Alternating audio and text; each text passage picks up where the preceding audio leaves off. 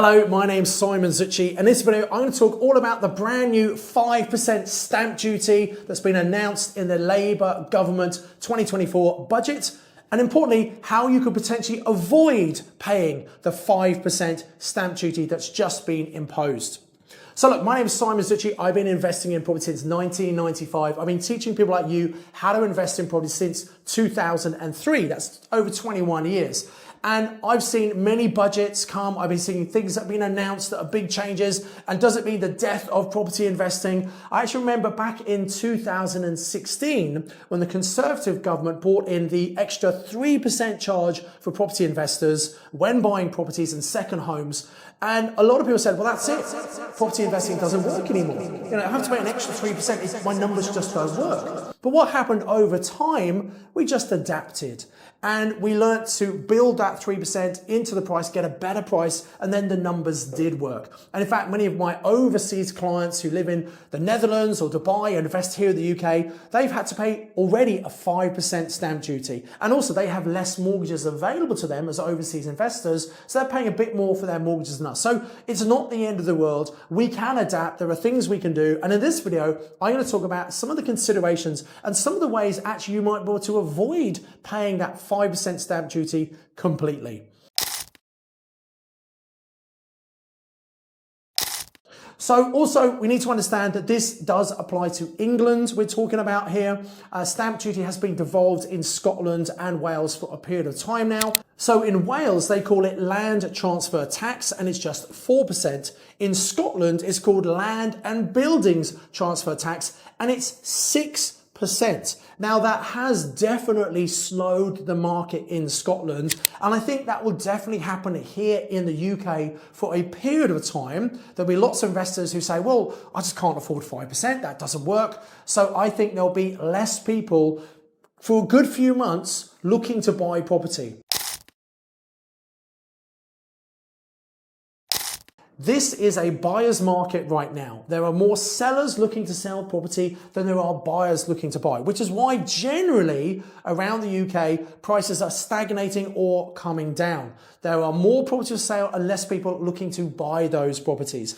Now, obviously, there are certain pockets. Some areas we've had a little bits of growth. Some areas it's fallen more than others. But on average, it's not a good market condition at the moment if you're looking to sell property, which means it's a fantastic time to buy because there's really not that much competition. And particularly, a lot of people have been sitting back to wait to see what happens in the budget. Now that the Labour government have announced their plans and surprisingly not increasing the residential rate of capital gains tax, which many people, including myself, expected, I think it's paving the way for many more landlords to decide, yep, I'm going to sell my property. Because they've had fantastic capital growth over the last 10, 12 years. And they might be thinking, with all the new regulation coming in, with the higher interest rates, it's not as good as it used to be. So more of those landlords looking to sell up. And I'm going to come back later in this video to that because that's a really good market that you should be looking at to buy properties from landlords. And I'll explain later on in this video how you can actually do that.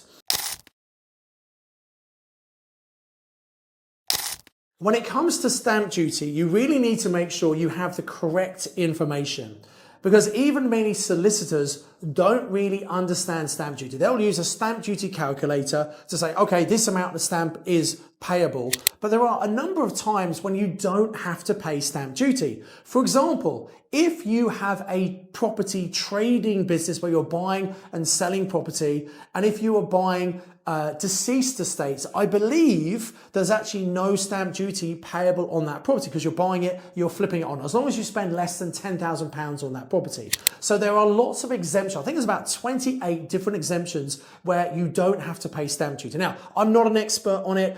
We have experts who speak at the PIN meetings about this, so maybe go and check your local PIN meetings. I'm sure we're going to have a lot more of those people speaking at PIN meetings over the next few months because stamp duty is going to be a real block and a barrier for many people moving forward.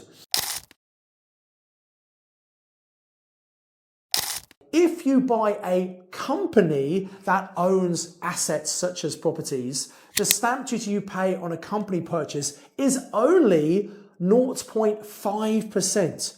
So the stamp duty is 10 times less buying a company than buying a property asset. So I think a lot of people might look at buying property companies. If someone has a portfolio of properties in a company, they might start thinking, well, maybe I should buy the company instead of trying to buy the individual assets out of that company. Now, a couple of things you need to be aware of when buying companies. The first one is it's much harder to finance a company purchase than it is to finance individual property assets. So please be aware of that. It's not like a normal buy-to-let mortgage. Secondly, you have to be very, very careful when buying a company because you don't know what skeletons they might have in the closet. They might have debentures on the company. They might have loans or agreements. They might have liability. People might try and sue that business. So you've got to do an extra level of due diligence when buying a company. And I wouldn't be surprised if more lenders come to the market and make it easier for people to buy in a company structure in the same way that when Section 24 was introduced, everyone used to buy property in their own name. It was harder to buy a property within any company structure. Now, all of the main lenders will do mortgages for individuals and within company structures as well. So the money market goes where the clients want to be buying property. So that certainly happened where you can buy in a company structure. And I think actually buying a company from someone else will probably become a more popular route. So there used to be something called multiple dwelling relief. This is where you had two or more properties. What would happen with the stamp duty? Because stamp duty is payable on an increasing scale depending on the value of the property, as well as what used to be the additional 3%, there's now an extra 5% for us when we're buying a second home or we're buying an investment property. So there's a rising scale plus the extra 5% as an investor. Now, it used to be with multiple dwelling relief, what would happen, you might get someone who's got a £10 million mansion in London and they've got a small studio in the garden. And because there were two properties, they would take the average value of those and dramatically reduce the amount of stamp duty they have to pay. The former Conservative government got rid of that. Jeremy Hunt scrapped that. So multiple dwelling relief no longer exists. However, there is something that you do need to be aware of, and that is what's called the non-residential rate. Now, this is where you have commercial property, or maybe you're buying 6 or more properties together in a block.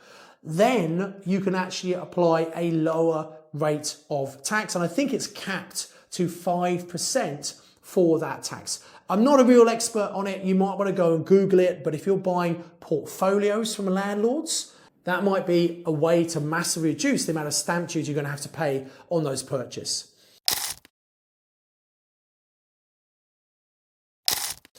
But what I really want to talk about in this video is how actually there's a way of you not paying any stamp duty at all. You can not pay that 5% stamp duty. How on earth can we do that? Well, it's using a strategy, one of my favorite strategies called a purchase lease option. This is where you control a property, but you don't actually buy it yet. You have the right to buy it sometime in the future.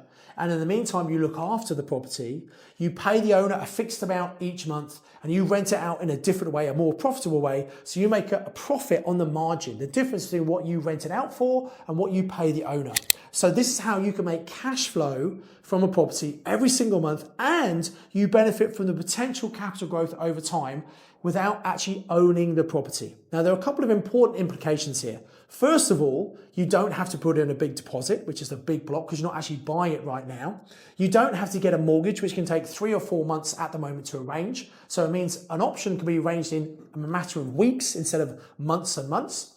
And importantly, now with this new 5% stamp duty that we have to pay when we're buying a second home or an investment property, actually, we don't have to pay that because we're not buying the property right now. Now, if we do buy the property in the future, then of course we're going to have to pay the stamp duty. But in that time, we've had all this profit every single month from the cash flow. We could save up some of that money to actually pay for the stamp duty. So we're using the rental income from a property we don't even own to pay the extra stamp duty. So it's just about thinking creatively. And I think options are a fantastic strategy, particularly so many landlords who want to retire. They don't need all of the money from their property. They're probably going to put it in the bank, and that's when options work really well. To be clear, there are lots of times when options don't work, and I see lots of amateur investors learning about this really powerful investing tool, trying to use it on every single property deal they find, and unsurprisingly, the owner say, no, that's not going to work for me, and then the amateur thinks, oh, options don't work. They absolutely work when you know what you're doing.